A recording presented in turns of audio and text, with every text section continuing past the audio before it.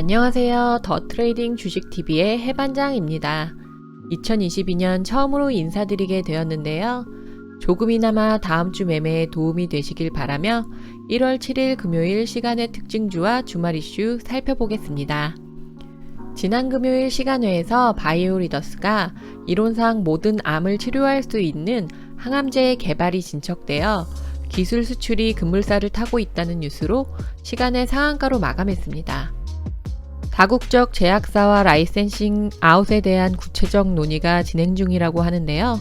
사실이라면 점상으로 갈 수도 있지만 애매하게 갭을 띄워준다면 매매하기는 쉽지 않을 것 같습니다. 스맥은 삼성에서 분사한 로봇 기업으로 시간의 상한가를 기록하였는데요. 지난 금요일에 삼성 부회장이 M&A 추진 가능성에 긍정적인 답변을 하면서 아진 엑스텍과 퍼스텍까지 상한가로 마감하였는데요. 그동안 로봇 관련주들이 크게 상승을 보이다가 CES 시작 후 재료 소멸처럼 하락하였다 삼성 M&A 이슈로 다시 크게 반등을 주었는데요.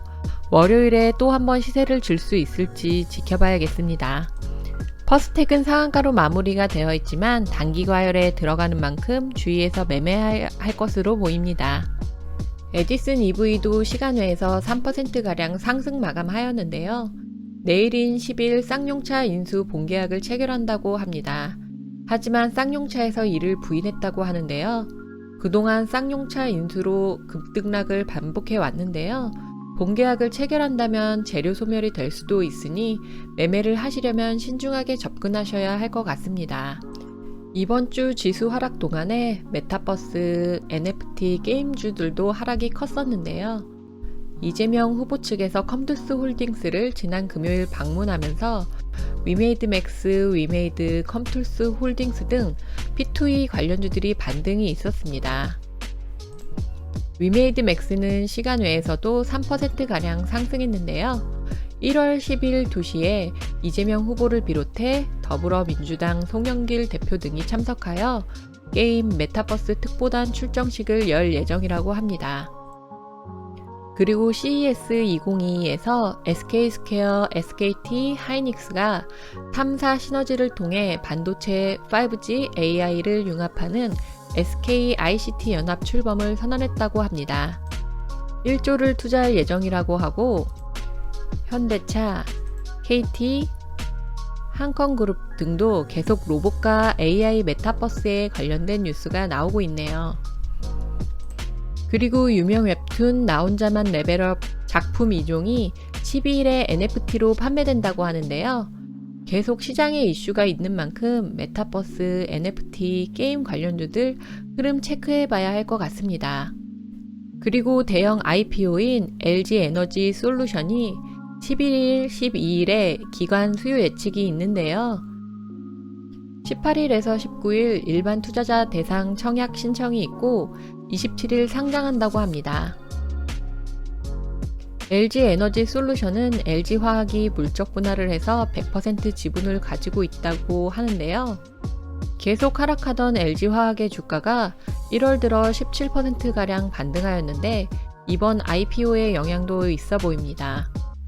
관련주들이 어떻게 움직일지는 모르지만 관련주들을 적극 매매하기보다는 LG에너지 솔루션이 상장한다면 본주를 매매하는 것이 더 현명할 수도 있다는 생각이 들기도 합니다. 지난 한 주간 지수의 흐름은 안 좋았지만 정치 관련주, 특히 안철수 관련주의 흐름은 정말 좋았던 것 같은데요. 현행법상 대선 선거 비용을 전액 보전받을 수 있는 15% 지지율까지 올라오면서 관련주들이 크게 상승했습니다. 이재명 후보와 심상정 후보의 지지율은 변화가 없는데요. 윤석열 후보의 지지율이 하락한 만큼 안철수 후보의 지지율이 상승한 모습입니다. 앞으로는 야권 후보 간의 지지율 나눠먹기보다는 이제 여야의 지지율을 어떤 후보가 흡수하느냐가 중요한 모습이고 그 변화에 따라 또 정치 관련주들이 움직임을 줄 수 있을 것으로 보이는데요. 그래서인지 주말 동안에 후보들이 많은 공약들을 쏟아냈습니다. 이재명 후보는 골프 인구를 겨냥한 공약을 냈고 윤석열 후보는 20대 남성을 공략하는 여가부 폐지와 사병 월급 200만원 공약, 반려인, 지하철, 전기차 등에 대한 생활 공약을 내놨습니다. 안철수 후보는 현재 운영되고 있는 백신 패스를 비난하고 촉법소년 연령을 낮추겠다는 공약도 내놨고, 윤석열 후보도 안철수 후보와 같이 백신 패스에 대한 언급을 하며 자영업자들에게 어필하는 모습이었는데요. 이러한 노력들이 다음 주 여론조사에서 지지율 변화가 생기면서 관련주들 흐름이 어떻게 흘러가는지 지켜봐야 할 것 같습니다. 안철수 관련주인 안랩이 월요일에 단일가 해제 예정이고, 공매도 과열 종목으로 지정되어 1월 10일 1일간 공매도 거래가 금지된다고 하는데요. 다시 한번 시세를 줄 수 있을지 지켜봐야겠습니다. 야권 후보 단일화 얘기도 계속해서 나오고 있는데요. 설 전후로 얘기가 나올 수도 있다고 하니 그땐 정치 관련주들 매매는 특히나 주의해야 할 것으로 보입니다. 그리고 내일 대장동 의혹 첫 정식 재판이 있는데요. 이런 이슈도 혹시 영향을 줄지 지켜봐야겠습니다. 내일부터 JP모건 헬스케어 컨퍼런스가 시작되는데요. 삼성 바이오로직스가 국내 유일 메인 발표를 한다고 합니다.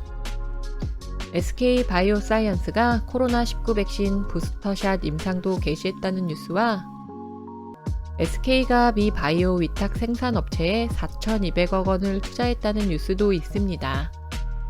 원래 1월 초쯤은 컨퍼런스 영향으로 바이오주들의 흐름이 좋았는데 이번엔 지수 하락도 있고 온라인으로 개최해서 기술 이전에 대한 기대감이 적어서인지 전반적으로 바이오주들의 흐름이 좋지 않은데요.